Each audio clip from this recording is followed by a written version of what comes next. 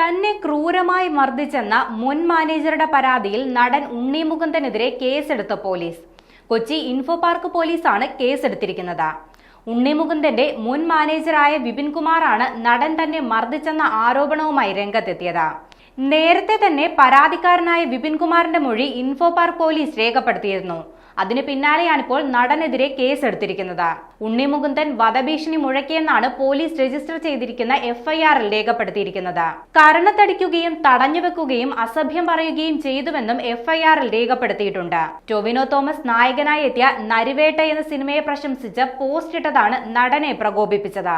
തുടർന്ന് തന്നെ അസഭ്യം പറയുകയും മർദ്ദിക്കുകയും ചെയ്തുവെന്നായിരുന്നു മാനേജർ വിപിൻകുമാറിന്റെ പരാതിയിൽ പറയുന്നത്. ഉണ്ണി മുകുന്ദന്റെ ഏറ്റവും ഒടുവിൽ പുറത്തിറങ്ങിയ സിനിമ പരാജയപ്പെട്ട സാഹചര്യത്തിൽ മാനേജർ നരിവേട്ട എന്ന സിനിമയെ പുകഴ്ത്തി സോഷ്യൽ മീഡിയയിൽ പോസ്റ്റ് ഇട്ടതാണ് നടനെ പ്രകോപിപ്പിച്ചതെന്നാണ് പരാതിയിൽ പറയുന്നത്.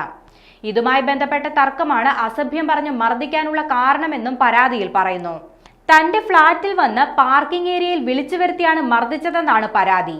ഉണ്ണി മുകുന്ദനെതിരെ താരസംഘടനയ്ക്കും ഫെഫ്കയ്ക്കും പരാതി നൽകിയിട്ടുണ്ട്. മാനേജർ നൽകിയ പരാതിയിൽ കൂടുതൽ അന്വേഷണം ഇന്ന് നടക്കുമെന്നാണ് പോലീസ് വ്യക്തമാക്കുന്നത്. വിപിൻകുമാറിന്റെ പരാതിയുടെ അടിസ്ഥാനത്തിൽ സിനിമാ സംഘടനകളും അന്വേഷണം നടത്തും. താൻ കൂടി ഭാഗമായ സിനിമയാണ് നരിവേട്ടയെന്നും ഇതിനാലാണ് സിനിമയെ പുകഴ്ത്തിയതെന്നും മാനേജർ പറയുന്നുണ്ട്. കൂടുതൽ കാര്യങ്ങൾ പിന്നീട് പറയാമെന്നും വിപിൻ പറഞ്ഞു.